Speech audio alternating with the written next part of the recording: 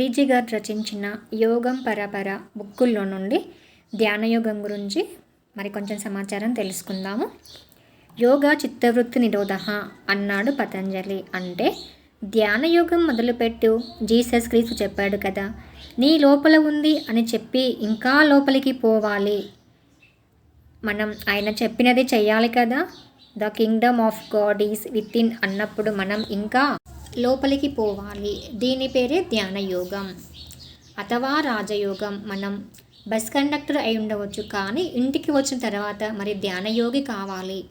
మనం బయట ఎమ్మెల్యే కావచ్చు, కానీ ఇంటికి వచ్చి మళ్ళీ ధ్యానయోగి కావాలి. లేకపోతే మనం ప్రధానమంత్రి కావచ్చు, కానీ ఇంటికి వచ్చి మళ్ళీ ధ్యానం చేయాలి. స్కూల్ టీచర్ కావచ్చు, కానీ ఇంటికి వచ్చి ధ్యానం చేయాలి. ఇదే జీసస్ క్రీస్తు చెప్పింది చేయడం అంటే. The kingdom of God is with in, so travel with in నీ. నీ లోపలికి నువ్వు పో అన్నాడు జీసస్. అయితే ఎలా పోతాం? నీ కళ్ళు రెండు మూసేసుకోవాలి, నోరు మూసేసుకోవాలి, చేతులు రెండు కట్టేసుకోవాలి, కాళ్ళు రెండు కట్టేసుకోవాలి. ఏదో ఒక మంచి ఆసనం చూసుకొని గోడకు జారి గిలబడో, చెట్టుకు జారి గిలబడో, మరి గదిని చీకటి చేసుకునో, రాత్రిపూటో పగలో ఎప్పుడు వీలైతే అప్పుడు ఇంకా కళ్ళు రెండు మూసుకోవాలి. ఎవరి వయసు ఎంతుందో అన్ని నిమిషాలు కనీసం ధ్యాన సాధన మొదలుపెట్టాలి. అంటే 5 ఏళ్ల పిల్లలు 5 నిమిషాలు, 10 ఏళ్ల పిల్లలు 10 నిమిషాలు, 20 ఏళ్ల వాళ్ళు 20 నిమిషాలు, 30 ఏళ్ల వాళ్ళు 30 నిమిషాలు, 50 ఏళ్ల వారు 50 నిమిషాలు, 70 ఏళ్ల వారు 70 నిమిషాలు. రోజు మనం శరీరానికి స్నానం ఎలా పోస్తామో ఆత్మకు కూడా స్నానం పోయాలి కదా. స్నానం చేయకపోతే శరీరానికి ఎంత కంపుగా ఉంటుంది కనుక ఆత్మకు స్నానం పోయటమే, ఆత్మను బాత్రూంలో కూర్చోబెట్టడమే ధ్యానంలో కూర్చోబెట్టడం. బాత్రూంలో మనము షవర్ బాత్ వస్తుంది, ధ్యానంలో కూడా ఒక షవర్ బాత్ వస్తుంది. Cosmic energy shower bath. ధ్యానంలో ఏమవుతుందంటే మన మైండ్ కామ్ అయిపోతుంది, ఖాళీ అయిపోతుంది.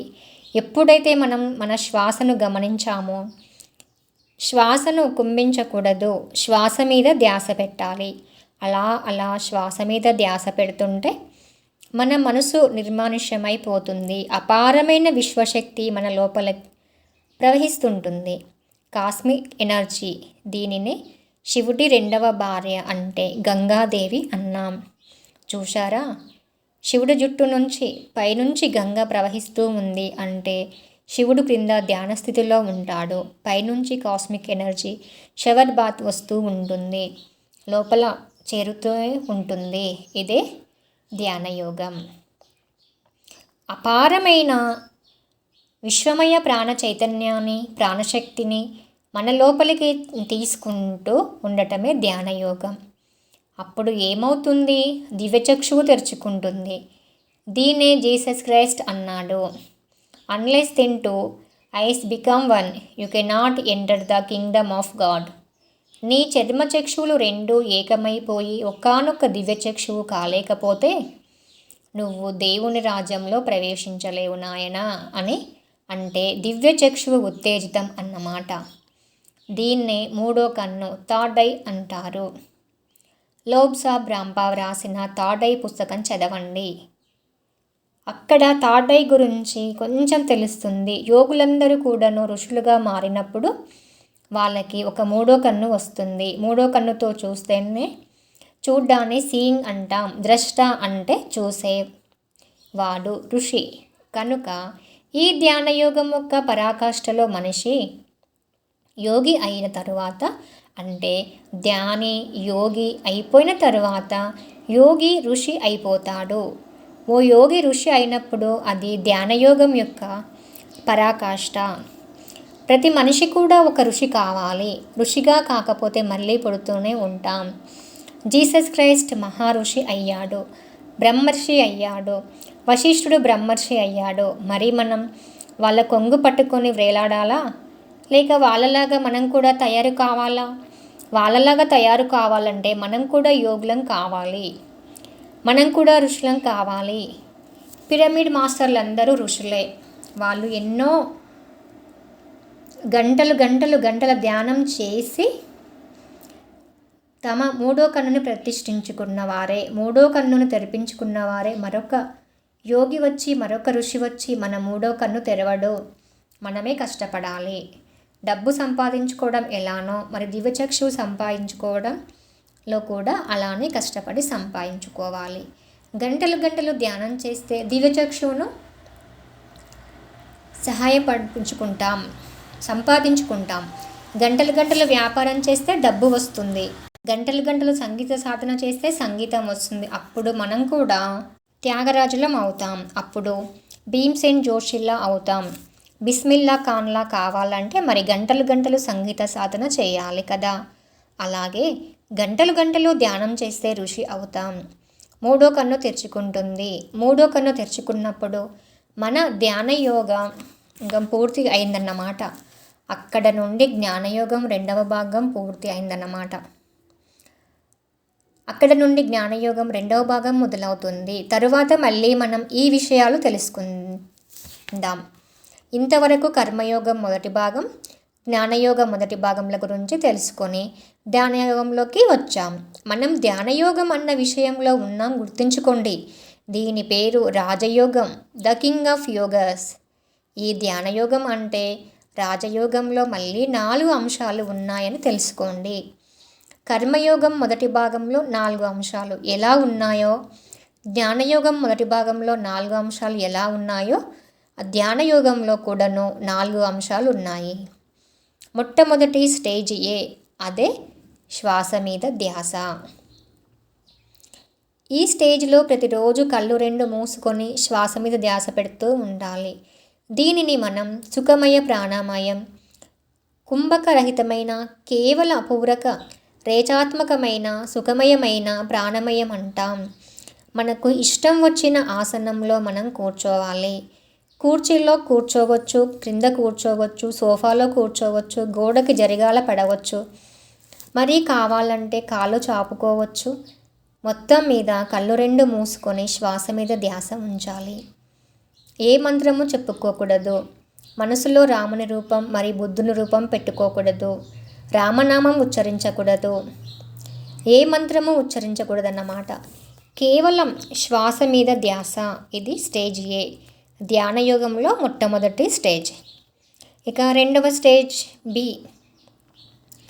రెండవది స్టేజ్ బి, అదే మనసుని యొక్క ఆలోచన రహిత స్థితి.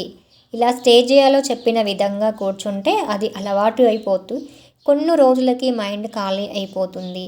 కళ్ళు 2 మూసుకోగానే శ్వాస మీద ధ్యాస పెట్టగానే ద మైండ్ బికమ్స్ ఎంప్టీ. మనసులో ఏ ఆలోచనలు ఉండవు. ఇదే స్టేజ్ బి. ఇక మూడవది స్టేజ్ సి, అదే నాడీ మండల శుద్ధి. ఇలా కొన్ని రోజులు స్టేజ్ బిలో చెప్పిన విధంగా మైండ్ శూన్యంలో ఉన్న తర్వాత మనలోకి అపారమైన ప్రాణశక్తి రావడం గమనిస్తాం. పైనుంచి మన లోపలికి ఏదో ప్రవహిస్తున్నట్లు, ఈ శరీరం అంతా శుభ్రం చేస్తున్నట్లు, నాడీ మండలం అంతా శుద్ధం చేస్తున్నట్లు మనకి అనుభవానికి వస్తుంటాయి. రకరకాలుగా తిరిగిపోతుంటాం. లోపల వేడి వస్తుంటుంది, చలి వస్తుంటుంది. వీటన్నింటినీ నాడీ మండల శుద్ధి అంటాం, లేకపోతే ప్రాణశక్తి ఆవాహనం అంటాం, కాస్మిక్ ఎనర్జీ ఇంటేక్ అంటాం. అలా ధ్యానయోగంలోని స్టేజ్ ఏలో శ్వాస మీద ధ్యాస కొన్ని రోజులు గడుపుతాం. స్టేజ్ బిలో మరి ఆ యొక్క మైండ్ ఎంటీనెస్లో ఆలోచన రహిత స్థితిలో కొన్ని రోజులు ఉంటాం. స్టేజ్ సిలో అపారమైన ప్రాణశక్తి మన లోపలికి వస్తుంటుంది. ఇందులో చాలా నొప్పులు, బాధలు ఇవన్నీ ఉంటాయి. డెలివరీ నొప్పులలాగా ఉంటాయి. మరి డెలివరీ నొప్పులు అయితేనేగా డెలివరీ అయ్యేది. డెలివరీ నొప్పులు రాకుండా ఎక్కడన్నా శిశువు బయటికి వస్తాడా? కనుక ఈ డెలివరీ నొప్పుల నుంచి శుభానికి సూచకం. పిల్లవాడు పుట్టబోతున్నాడు, ఇంకా బయటికి రాబోతున్నాడు అనే దానికి సూచిక. ఈ డెలివరీ నొప్పులు అన్నవి అలాగే ధ్యానంలో ఎన్నో నొప్పులు రాగానే వాటిని శుభసూచకంగా తీసుకోవాలి. ఆ నొప్పులు రాగానే ధ్యానం ఆపేస్తూ మళ్ళీ ఎక్కడున్న గొంగళి అక్కడే ఉంటుంది. నాలుగవది స్టేజ్ డి, అదే దివ్యచక్షువు యొక్క ఆవిర్భావం. స్టేజ్ సిలో కలిగే నొప్పులను, బాధలను భరిస్తూ ముందుకు పోతూ ఉంటే అప్పుడు మన గర్భం నుంచి శిశువు బయటకు వచ్చినట్లు మన మూడో కన్ను ఒకటి ఉదయిస్తుంది. మన పాలభాగాన రకరకాల ప్రదేశాలు, విచిత్రాలు చూడడం మొదలు పెడతాం. కొండలు, కోనలు, లోయలు చూడడం మొదలు పెడతాం. దీనిని దివ్యచక్షువు యొక్క ఆవిర్భావం అంటాం. ఇది స్టేజ్ డి.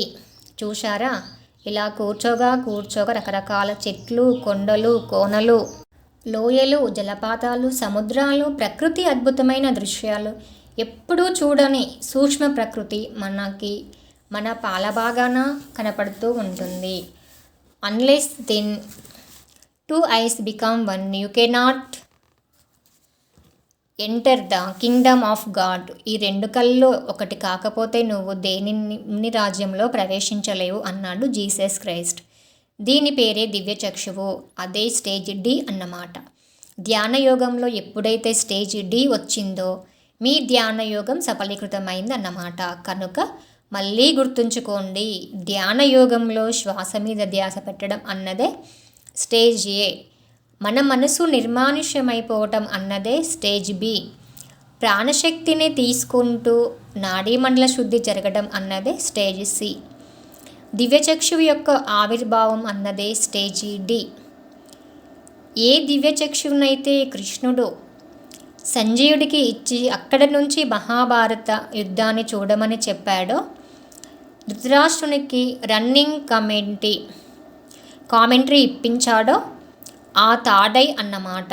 ఏ థర్డ్ ద్వారా నోస్ట్రాడమస్ రాబోయే సెంచరీలలో, రాబోయే శతాబ్దాలలో ఏమేం జరుగుతాయో చూసి చెప్పాడో ఆ దివ్యచక్షువు అన్నమాట. ఏ దివ్యచక్షువు ద్వారా వాల్మీకి రాముడు పుట్టకముందే రామాయణం అంతా చూసి తను వ్రాశాడో ఆ దివ్యచక్షువు అన్నమాట. ఏ దివ్యచక్షువు ద్వారా అయితే గౌతమ బుద్ధుడు తన జన్మలన్నీ తాను చూసుకున్నానని చెప్పాడో ఆ దివ్యచక్షువు అన్నమాట. భగవద్గీతలో కృష్ణుడు చెప్పాడు, బహుని మే వ్యతీతాని జన్మని తావచర్జున తన్యాహం వేద సర్వని నత్వం వేత్త పరం తప. అంటే అర్జున, నువ్వు నేను ఎన్నో జన్మలు ఎత్తాం, నేను నా జన్మలన్నీ తెలుసుకుని ఉన్నవాణ్ణి, అయితే నీకు ఏమీ తెలియదు అని. ఇతను తన జన్మలు ఎలా చూసుకున్నాడో ఈ దివ్యచక్షు ద్వారానే గౌతమ బుద్ధుడు కానీ కృష్ణుడు కానీ ఎవరైనా కానీ ధ్యానం చేస్తేనే దివ్యచక్షును సంపాదించుకుంటారు. అలాగే బస్ కండక్టర్ కానీ, ఇంట్లో గృహిణి కానీ, చిన్న పిల్లవాడు కానీ, ఆడ కానీ, మగ కానీ, అమెరికాలో కానీ, ఆఫ్ఘనిస్తాన్లో కానీ, ఇండియాలో కానీ, ఎక్కడైనా కానీ, ఎవరైనా కానీ కళ్ళు రెండు మూసుకొని శ్వాస మీద ధ్యాస పెడితే వాళ్ళు ఎలాంటి పాపాలు చేసిన వాళ్ళైనా దానికి దీనితో సంబంధమే లేదు. ధ్యానానికి గతంతో సంబంధమే లేదు, వర్తమానంతో సంబంధం. అందరూ దివ్యచక్షు సంపాదించుకుంటారు. కావలసిందల్లా మరి కాస్త సాధనతో పనులు సమకూరు ధరలోన అన్నారు కదా. కనుక మనం అభ్యాసం చేయాలి. ఎలాగైతే వ్యాపారంలో అభ్యాసం అన్నది ఉందో, మరి సంగీత సాధన అన్నది ఎలాగా ఉందో అలాగే ధ్యాన సాధన. కనుక పిరమిడ్ మాస్టర్లందరూ ప్రపంచం మొత్తానికి ధ్యాన సాధనను ప్రసాదిస్తున్నారు. ప్రపంచం మొత్తం చేత ధ్యాన సాధన చేయిస్తున్నారు. ఎన్నో లక్షల మందికి ఈ దివ్యచక్షు ఉత్తేజితం అయ్యింది. ఆంధ్ర రాష్ట్రంలో మరి ఇతర రాష్ట్రాలలో, భారతదేశంలో ఈ విధంగా ధ్యాన యోగంలో కూడాను 4 స్టేజెస్ ఉన్నాయి. మళ్ళీ వెనక్కి వెళ్తే కర్మయోగంలోని మొదటి భాగంలో 4 స్టేజెస్ ఉన్నాయి. అలాగే జ్ఞానయోగంలోని మొదటి భాగంలో శ్రవణం, ఊరికే ప్రబోధాలు ప్రవచనాలు వింటాం. మననం, నిధి ధ్యాసన, మరి సాక్షాత్కారం అనే 4 స్టేజెస్ ఉన్నాయి. కానీ అవన్నీ అయిపోయిన తర్వాత మనం స్వయంగా ధ్యానం మొదలు పెడతాం. బయటి ప్రపంచంతో మనకిక నిమిత్తం లేకుండా అంతర్ ప్రపంచంలో ఉంటాం. జ్ఞానయోగం 2. ఇలా కొన్ని జన్మలు జరిగిపోయిన తర్వాత, దివ్యచక్షు పరిపక్వం అయిపోయిన తర్వాత జ్ఞానయోగం 2వ భాగంలో ప్రవేశిస్తాం. అంటే ఏమిటి? దివ్యచక్షులో మనం జీసస్ క్రైస్టుతో స్వయంగా కలుస్తాం, కృష్ణుడిని స్వయంగా కలుస్తాం. నేను స్వయంగా వీళ్ళందరినీ కలిశాను, నేను నా జన్మలన్నీ తెలుసుకున్నాను, నా ధ్యాన పరంపరలో, నా యోగ పరంపరలో నా యొక్క దివ్యచక్షువు యొక్క ఎన్నో విశేషాలను నేను తెలుసుకున్నాను. అలాగే మీరు తెలుసుకుంటారు. ప్రతి మనిషి తెలుసుకుంటాడు. ఎవరు ఏది చేస్తాడో వారు దాన్ని పొందుతారు.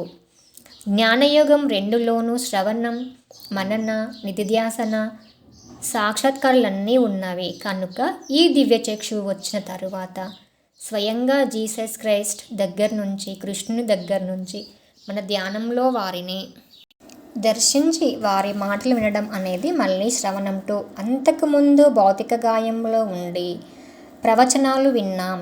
ఇప్పుడు మనం ఆత్మకాయంలో ఉండి జీసస్ యొక్క ఆత్మతో ఆత్మ ప్రవచనం, మననం సాక్షాత్తు వింటాం. ఇది శ్రవణం 2. తర్వాత మనం మననం 2లోకి వెళ్తాం. అంటే మన ధ్యానంలో జీసస్ క్రైస్ట్ కనిపించి మనకి ఏం చెప్పాడో దానిని ధ్యానంలో నుంచి బయటకు వచ్చిన తరువాత దానిని మననం చేసుకుంటాం. చూశారా, దాని గురించి ఆలోచిస్తాం. ఓహో, నిన్న ధ్యానం చేశాను, జీసస్ క్రైస్ట్ వచ్చాడే నాకు ఇలా చెప్పాడా, కరెక్టే కదా, నేను ఇలా చేయడం లేదు కదా, నేను ఊరురా తిరగటం లేదు కదా, ధ్యానం అందరికీ చేయమని చెప్పాలి కదా, ఎందుకు చెప్పటం లేదు నేను, మరి చెప్పాలి కదా, భయపడ్డానా, భయపడకూడదు, భయపడకుండా నిర్భయంగా చెప్పు అన్నాడు జీసస్ క్రైస్ట్. నిన్న రాత్రి కలలోకి వచ్చి, నిన్న రాత్రి ధ్యానంలోకి వచ్చి అంటే ఇదంతా మననం చేసుకోవడం. తరువాత నిధిధ్యాసన, రాత్రి ధ్యానంలో మరి జీసస్ క్రైస్ట్ వచ్చి ఏం చెప్పాడో పొద్దున అది చేయడమే నిధిధ్యాసన 2. మనకు సత్యం తెలియడానికి, ధైర్యంగా దానిని జీవితంలో ఆచరించడానికి ఎన్నో జన్మలు మధ్యలో తేడా ఉండవచ్చు. కనుక సత్యం చెప్పిన వెంటనే చెయ్యాలి అంటే దానికి ఎంత అభ్యాసం ఉండాలో. ఒకానొకతను చేపలు పడుతుండగా జీసస్ క్రైస్ట్ వెళ్ళాడు. ఏం చేస్తున్నావు నాయనా అన్నాడు. చేపలు పడుతున్నాను అన్నాడు. ఓహో, చేపలు పడుతున్నావా, మనుషులను పట్టే విద్య నేర్పిస్తాను, నాతో పాటు వస్తావా అన్నాడు. అలాగా అండి, మరి వచ్చేస్తానండి అన్నాడు. చూశారా, అతను చెప్పిన వెంటనే ఇతను చేపలు పట్టడం మానేసి జీసస్ క్రైస్ట్ వెంట వెళ్ళిపోయాడు. మరి అలాంటి ధైర్యం మనకుందా? ఆ విధంగా చేయడమే నిధిధ్యాసన. అంటే జీసస్ క్రైస్ట్ ధ్యానంలో కనిపించి ఏం చెయ్యమని చెప్పాడో నువ్వు వెంటనే ఇల్లు వదిలేసి వెళ్ళిపో, అలా వెళ్ళిపోయి అందరికీ ధ్యానం గురించి నేర్పించు అని చెప్పినప్పుడు ఇల్లు వదిలిపెట్టేసి వెళ్ళిపోవాలి. అలా వెంటనే దారిలోకి రావటానికి మరీ కొన్ని జన్మలు పట్టొచ్చు. కనుక ప్రతి ఒక్క యోగా స్థితిలోనూ కొన్ని జన్మలు పడుతుంటాయి, గుర్తుంచుకోండి. కనుక దానిని నిధిధ్యాసన 2 అంటాం. అంటే ధ్యానయోగంలో మన దివ్యచక్షువు తెరుచుకున్న తరువాత అనేక మంది పరమ గురువులు మనకు ధ్యానంలో దర్శనమివ్వటం మొదలుపెట్టిన తరువాత వాళ్ళ మాటలు వినటం, శ్రవణం, వాళ్ళే మాటలను మననం చేయటం 2వ స్టేజ్. వాళ్ళ మాటలను పాటించడం నిధిధ్యాసన. పాటించగా మళ్ళీ మనకు ఒకానొక విధమైన సాక్షితత్వం వస్తుంది. ఆత్మలోకాలు అన్నిటికీ సాక్షితత్వం వస్తుంది. మనకు కేవలం మన దేహయాత్రలకే కాదు, ఆత్మయాత్రలన్నింటికీ కూడా సాక్షితత్వం వస్తుంది. ఇది సాక్షాత్కారం 2. అంటే జ్ఞానయోగం 2వ భాగంలో మళ్ళీ శ్రవణం 2, మననం 2, నిధిధ్యాసన 2, సాక్షాత్కారం 2 అనే స్టేజెస్ వస్తున్నాయన్నమాట. చూశారా ఎంత ఉందో. ఇదంతా బయటవాడికి ఏం తెలుస్తుంది? బయటవాడికి ఏమీ కనిపించదు. వీడు కళ్ళు మూసుకొని కూర్చున్నాడు, సమయాన్ని వృధా చేస్తున్నాడు అనుకుంటుంటారు. పిచ్చోళ్ళు ధ్యానులను చూసి ఈ ప్రపంచపు మనుషులు పిచ్చోళ్ళు అనుకోకపోతే వీడిని ధ్యానమే కాదు, జ్ఞానులను ఆజ్ఞులను పిచ్చోళ్ళు అనుకుంటారు. అజ్ఞానం అనేది చాలా క్రింద దిశ. జన్మ పరంపరలో, కర్మ పరంపరలో మొట్టమొదటి జన్మల్లో వాడు తిని త్రాగడానికే పుడతాడు. వాడు అంతా అజ్ఞానంలో ఉన్నాడన్నమాట. లేకపోతే నేను ఎమ్మెల్యే కావాలి, ఎంపీ కావాలి అనుకునేవాడు అజ్ఞానంలో ఉన్నవాడు. అజ్ఞానం అంటే మరి వాడి దశలో వాడికి అది కరెక్ట్, కానీ సంపూర్ణ సత్యంలో వాడు అజ్ఞాని అన్నమాట. ప్రతి మనిషి చిన్నప్పుడు చిన్నవాడుగానే ఉంటాడు. మరి పెద్దయ్యాక కూడా చిన్నప్పటిలాగా ఉంటే అది అజ్ఞానమే కదా. అయితే తొందరగా జన్మ ముగించుకోవాలి. ఒకటే జన్మలో అంటే 5వ క్లాసులో 5 సార్లు ఉండకూడదు. 5వ క్లాస్లో ఒకటేసారి ఉండటం కరెక్ట్. 5వ క్లాస్లో 5 సార్లు ఉండటం తప్పు. ఒక్కొక్క యోగా స్థితిలోనూ ఒక జన్మ కానీ కొంతకాలం గడపటం కానీ కరెక్ట్. ఎప్పుడూ అలాగే గడుపుతూ ఉండటం అనేది ఫెయిల్ అయిపోవటం అది ఎంతమాత్రం మంచిది కాదు. కనుక ఈ విధంగా జ్ఞానయోగం 2వ భాగం అయిపోయిన తర్వాత మరి చివరి మనం కర్మయోగం 2వ భాగంలోకి వెళ్ళిపోతాం. కర్మయోగం ఇంకా మనం రోడ్లు వేయించాం, చెట్లు నాటించాం, అవన్నీ చిన్న చిన్న స్టేజీలు, అలాంటివి చెయ్యం. అయితే అందరికీ ధ్యానం నేర్పిస్తూ ఉంటాం. గౌతమ బుద్ధుడు ఏం చెప్పాడు? తన ధ్యానంలో నుంచి బయటకి వచ్చిన తరువాత ధ్యానంలో తమ జన్మలన్నీ చూసుకున్నాక, అంటే జ్ఞానయోగం 2వ భాగం అంతా పూర్తి చేసుకొని కళ్ళు తెరిచి ఇంకా నేను ఇదంతా ఎవరికి చెప్పాలి అని మొట్టమొదటిసారిగా తన గురువులైన అలారాకాలముడు ఉద్దక రామభద్రుని గురించి ఆలోచించాడు. వాళ్ళకి చెప్పాలి, తన గురువులకే తాను చెప్పాలని చెప్పేసి కానీ తన దివ్యచక్షువు ద్వారా వాళ్ళిద్దరు శరీరాన్ని వదిలిపెట్టారని తెలుసుకున్నాడు. ఓహో, ఇంకా ఎవరికి చెప్పాలి? నాతో పాటు 5గురు వచ్చారే, వాళ్ళకు చెప్పాలి అని మళ్ళీ దివ్యచక్షుతో చూశాడు.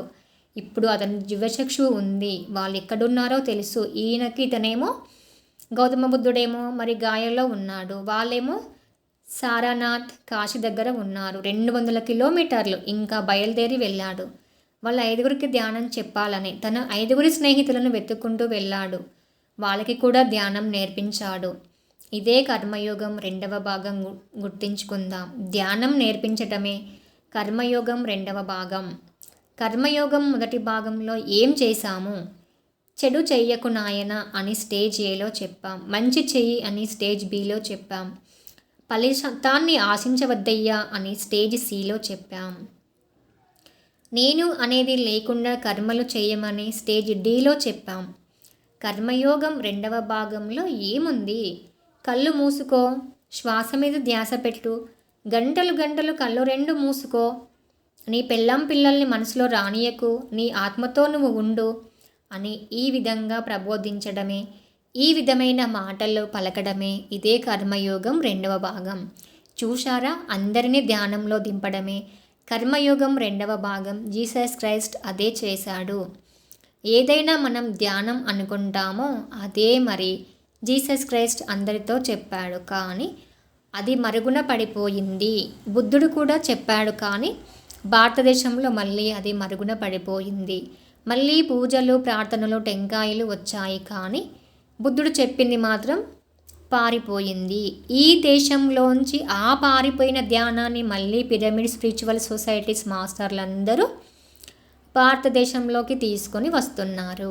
జీసస్ క్రైస్ట్ చెప్పిన యథార్థాన్ని మర్చిపోయి అందరూ ప్రార్థనలో మునిగిపోయారు. నిజానికి ఆయన పలుకుల ద్వారా అందరూ ధ్యానంలో మునగవలసింది. కనుక జీసస్ క్రైస్ట్ చెప్పిందొకటి, అందరూ చేసినదొకటి. ఆయన చెప్పింది seek A the kingdom of God, the kingdom of God is with in. అందరూ బయట తిరుగుతున్నాం, లోపల తిరగవలసింది పోయి బయట తిరుగుతున్నాం. చూశారా? కనుక కర్మయోగం 2వ భాగంలో అంటే ఫైనల్ స్టేజ్లో ఏ మనిషి అయితే అందరికీ ధ్యానం నేర్పిస్తుంటాడో అతడు చివరి జన్మల్లో ఉన్నవాడు. ఏ మనిషి అయితే అందరికీ ఆత్మజ్ఞానం ప్రబోధిస్తుంటాడో అతడు చివరి జన్మల్లో ఉన్నవాడు. ఏ మనిషి అయితే ఊరూరు తిరిగి చెప్తుంటాడో, కనపడిన ప్రతి వాడికి చెప్తుంటాడో ధ్యానం గురించి, ఆత్మజ్ఞానం గురించి, అతడు చివరి జన్మల్లో ఉన్నవాడు. అతనికి ఇక జన్మ లేదు, వాడు మళ్ళీ తిరిగి రాడు అన్నాడు Jesus Christ. He will not come again. కనుక చూసారా, జీసస్ క్రైస్ట్ లాగా జీవిస్తే కానీ మన జన్మ చివరి జన్మ కాజాలదు. గౌతమ బుద్ధునిలాగా జీవిస్తే కానీ మన జన్మ చివరి జన్మ కాజాలదు.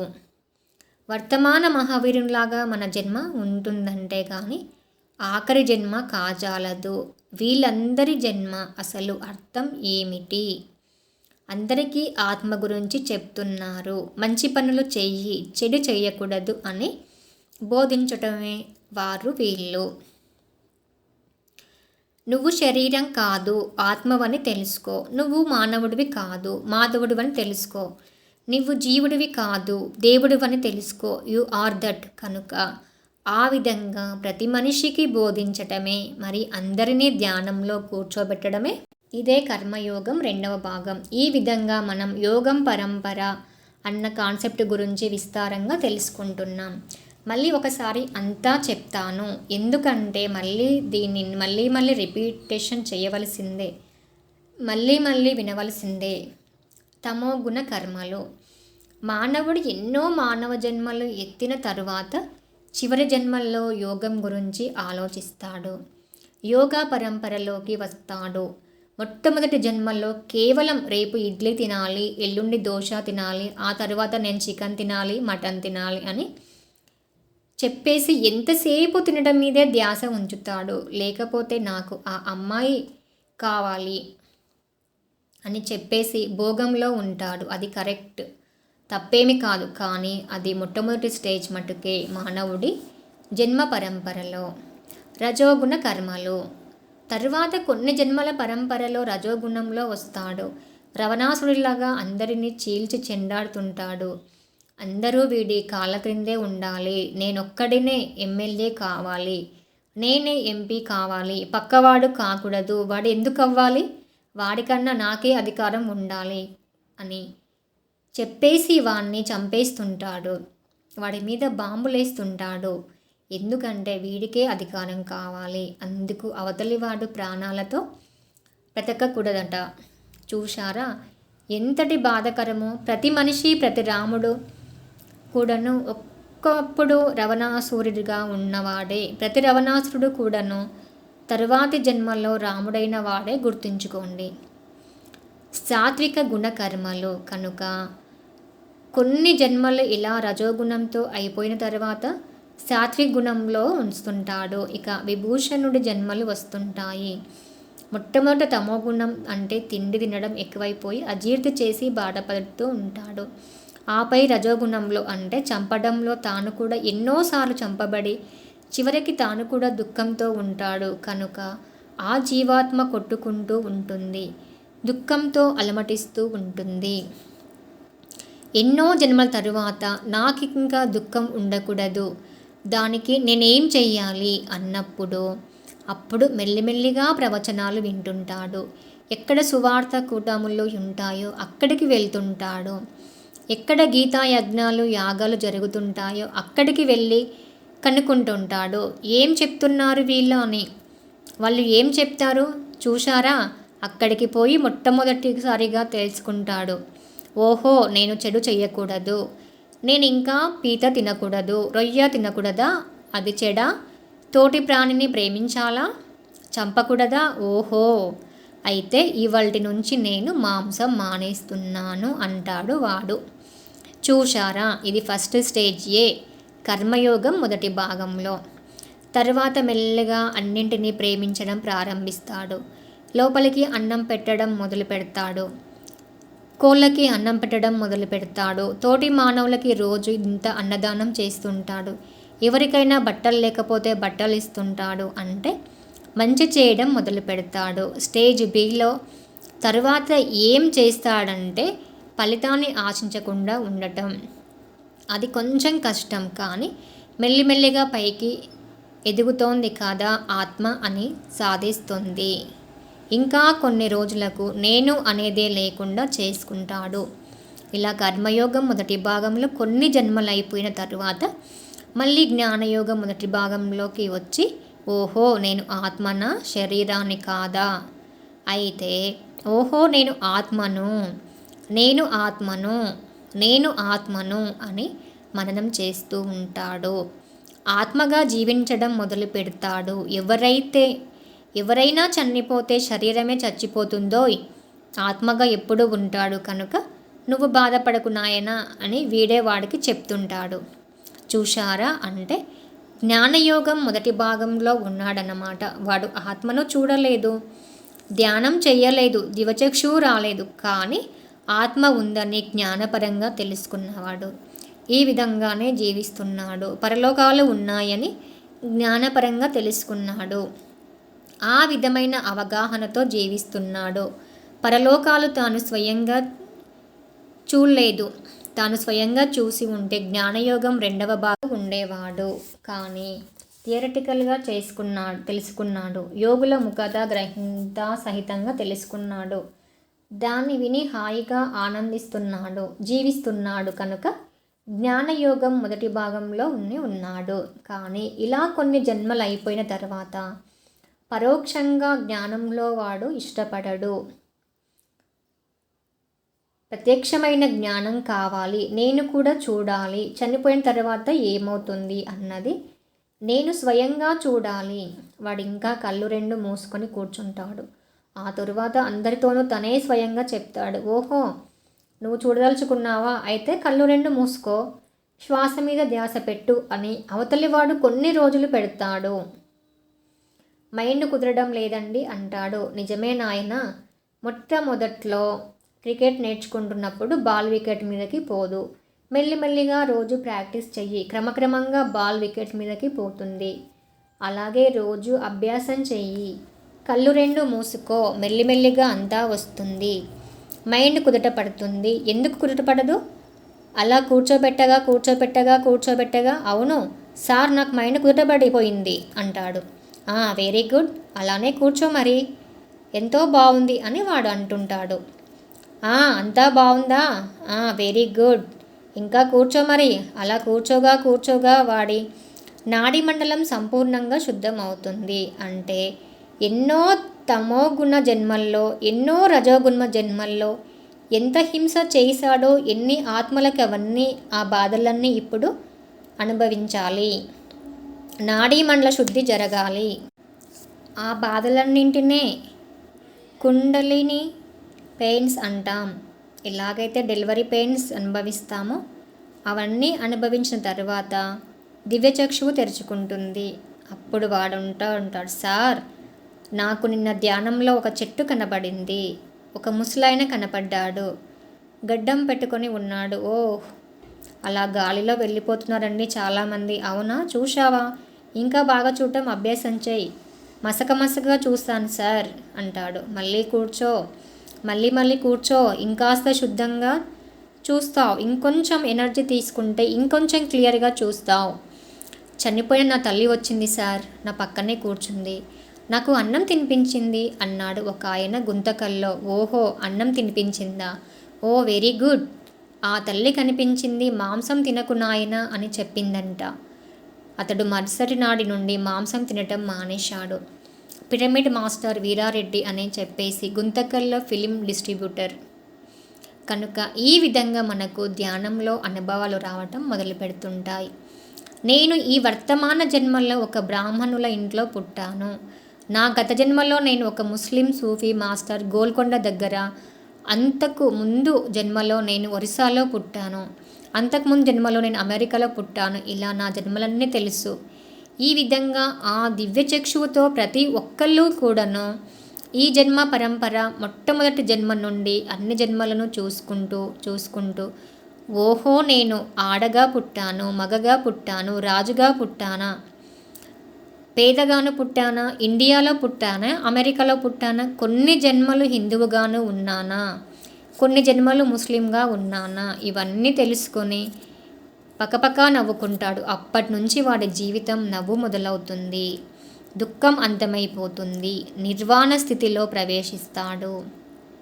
ఆ తరువాత ఇంకా తను ప్రవేశించాడు కనుక ఇక అందరినీ ప్రవేశింపచేయాలి కనుక వెళ్తాడు. అందరినీ ధ్యానంలో దించడానికి, దీనికోసం తన పెళ్ళాన్ని వదిలిపెట్టాల్సిన అవసరం లేదు, మరి పెళ్ళాం మొగుడిని వదిలిపెట్టవలసిన అవసరం లేదు. అమ్మలక్కల కబుర్లు వదిలిపెట్టడం మాత్రం తప్పనిసరిగా కావాలి. ఇక వాడిట్టా వీడిట్టా అనే బోగట్ట తీయడం మానేసి ప్రతి మనిషి కూడాను, ఇదిగో చూడు, నువ్వు ధ్యానం చెయ్యి, నేను ధ్యానం చేశాను, నా దివ్యచక్షువు తెరుచుకుంది, నువ్వు కూడా చెయ్యి, నువ్వు కూడా కూర్చో అని అందరినీ ప్రోత్సహించేలా తన జీవితాన్ని మలుచుకుంటాడు. అదే బుద్ధ జీవితం, అదే జీసస్ జీవితం. కనుక ఇదే యోగా పరంపర అన్న కాన్సెప్ట్. దీనిని గురించి మనం విస్తారంగా ఇక్కడ తెలుసుకున్నాం. ఒక్కొక్క యోగా స్థితిలోనూ తెలివైన వాడైతే ఒక జన్మలో ముగించుకోవచ్చు. కొంచెం తెలివి తక్కువగా ఉన్నవాడైతే కొన్ని జన్మలు తీసుకోవచ్చు. లేకపోతే ఇంకా తెలివైన వాడైతే ఒక జన్మలోనే ఒకటికి మించి యోగ స్థితులు ఒకటేసారి దాటేయవచ్చు. ప్రతి మనిషికి సంపూర్ణ స్వేచ్ఛ ఉంది. ఎవరు ఇంకొకరిని నిర్దేశించరు. ఎవడు ఇంకొకడిని నిర్దేశించలేడు. ఎవడిని వాడే కనుక్కోవాలి. ఎవడిని వాడే ఉద్ధరింప చేసుకోవాలి. ఒక ఆత్మ ఇంకొక ఆత్మను సూచన ఇవ్వగలదు, కానీ తన ఆత్మశక్తి ప్రసాదించి ఆ ఆత్మను అలా చేయించలేదు. ఎవరి హోంవర్క్ వాళ్ళే చేసుకోవాలి. ఎన్ని జన్మలైనా పట్టవచ్చు, ఎన్ని యుగాలైనా పట్టవచ్చు. అది ఇంకొక ఆత్మకి పట్టదు, ఏ కృష్ణునికి పట్టదు, ఏ జీసస్కి పట్టది. నువ్వు ఎన్ని జన్మలు తీసుకుంటున్నావు అని చెప్పేసి అది అతని ధర్మం. చేయకపోతే మన కర్మం, అది చేస్తే మన ఆనందం. భగవద్గీతలో కృష్ణుడు చెప్పాడు, ఉద్ధరేదాత్మానాత్మానం ఆత్మానుమవా సదేయత్ ఆత్మేవ హోత్మనో బంధురావంతేవా రిపురనాత్మః. ఎవరికి వారే ఉద్ధరించుకోవాలి. నిన్ను జీసస్ క్రైస్ట్ ఉద్ధరించాలంటే జీసస్ క్రైస్ట్ ఉద్ధరించలేడు. ఆయన ఏం చెప్పాడు? As you saw so you reap. నువ్వు ఏం చేస్తావో అదే పొందుతావు. నువ్వు ఏం చేయాలో నేను చెప్పాను. నువ్వు ఏం చేస్తే ఏం పొందుతావో నేను చెప్పాను. నువ్వు ఏం చేస్తావో చెయ్యవో, ఎంత తీవ్రతతో చేస్తావో, ఎంత తీవ్రత లేకుండా చేస్తావో అది నీ ఇష్టం నాయనా. భగవద్గీతలో కృష్ణుడు అంతా చెప్పి అర్జునుతో అన్నాడు, యథేచ్ఛాసి తథా కురు. నీ ఇష్టం వచ్చినట్లు చెయ్యి నాయన అన్నాడు. కనుక ఎవరిని వారే ఉద్ధరించుకోవాలి. ఎవరు ఎంత కష్టం చేస్తే అంత ఫలితం పొందుతారు. సంగీతం కష్టం చేస్తే సంగీత ఫలం వస్తుంది. వ్యాపార కష్టం చేస్తే వ్యాపార ఫలం వస్తుంది. సంసార కష్టం చేస్తే సంసార ఫలం వస్తుంది. ధ్యాన కష్టం చేస్తే ధ్యాన ఫలం వస్తుంది. కష్టే ఫలి, కష్టం లేకుండా ఫలం రాదు కదా. కనుక ధ్యానం చేయని వాళ్ళంతా తమకి తాము శత్రువులు. ధ్యానం చేసి వాళ్ళంతా తమకు తాము బంధువులు. మాంసం తిన్న వాళ్ళంతా తమకి తాము శత్రువులు. మరి శాకాహారం తినేవాళ్ళు, మితాహారం తినేవాళ్ళు 3 ఇడ్లీ ఆకలి ఉంటే 4 ఇడ్లీలు తినకూడదు. 3 ఇడ్లీలు ఆకలి ఉంటే 3 ఇడ్లీతోనే ఆపేయాలి. ఇడ్లీ ఎంత బాగున్నా, వేడివేడిగా ఉన్నా, మంచి గుమగుమలాడుతున్నా అది ఆకలి ఎంత ఉందో అంతే తినాలి. అలాగే నిద్ర ఎంత అవసరమో అంతే పోవాలి. కనుక ఈ రకమైన విషయాలన్నీ కూడాను పిరమిడ్ మాస్టర్లందరికీ తెలుసు. పిరమిడ్ ధ్యానులందరూ కూడాను అందరికీ చక్కటి ధ్యానం నేర్పిస్తూ తాము స్వయంగా అభ్యాసం చేస్తూ ఎంతో ఆనందంగా, ఎంతో ఆరోగ్యంగా, ఏ డాక్టర్ దగ్గరికి వెళ్ళకుండా, ఏ మందులు పుచ్చుకోకుండా హాయిగా జీవిస్తున్నారు. వాస్తవానికి డాక్టర్ అవసరమే లేదు, మందులు అవసరమే లేదు. చేయవలసినవి చేస్తే చాలు. అంటే మాంసం తినకుండా శాకాహారం కూడా మితాహారంగా తింటూ 3 రోజులు ఫ్రిడ్జ్లో పెట్టిన సాంబారు తినకుండా ఫ్రెష్గా ఉన్న సాంబార్ అప్పటికప్పుడు తీసుకుంటూ, మరి మితాహారంగా ఉంటూ, ఎక్కువ ధ్యానం చేస్తూ, చక్కగా 3వ కన్ను తెరుచుకుంటూ, అనేక లోకాలు చూసుకుంటూ, ఈ విధంగా అందరికీ బోధిస్తూ గడపడమే అదే అద్భుతమైన జీవితం. ఈ విధంగా పిరమిడ్ మాస్టర్లందరూ అత్యద్భుతమైన జీవితాన్ని జీవిస్తున్నారు. చిన్నప్పటి నుంచే ధ్యాన శిక్షణ ఇవ్వాలి. మొక్కై వంగనిది మానై వంగదు కదా. శుభస్య శీఘ్రం కదా. కనుక అందరూ వెంటనే ధ్యానంలో దిగాలి. చిన్నప్పటి నుంచే ధ్యానం అభ్యాసం చేయించాలి. చిన్నప్పటి నుంచే చెడు అలవాట్లు మానేయాలి. వాస్తవానికి చెడు అలవాటు అన్నది ఒక్కటే, అది మాంసం తినడమే. మంచి అలవాటు అన్నది ఒక్కటే, అది ధ్యానం చేయడమే. హింస చోడియో హంస పకడియో. హింస వదిలిపెట్టడము, మరి హంసను పట్టుకోవడము. హంస అంటే శ్వాస. ఎక్కడికి పోనక్కర్లేదు. మన శ్వాస మీద మన గురి కావాలి. శ్వాసే గురువు. కనుక ఈ విషయాలన్నీ మనం ఎన్నో విషయాలు అంతకుముందే తెలుసుకున్నాం. ఈరోజు యోగా పరంపర అన్న కాన్సెప్ట్ తెలుసుకున్నాం. Thank you very much Shivaprasad garu. మీ ద్వారా ఈ పిరమిడ్ ధ్యాన ప్రపంచానికంతా సకల లోకాలకంతా కూడాను ఈరోజు అత్యద్భుతమైన విషయం యోగా పరంపర అన్న విషయం తెలిసింది. మరి ఈ విషయాలన్నీ మళ్ళీ మళ్ళీ చదవాలి. ఒక్కసారి చదివితే సరిపోదు.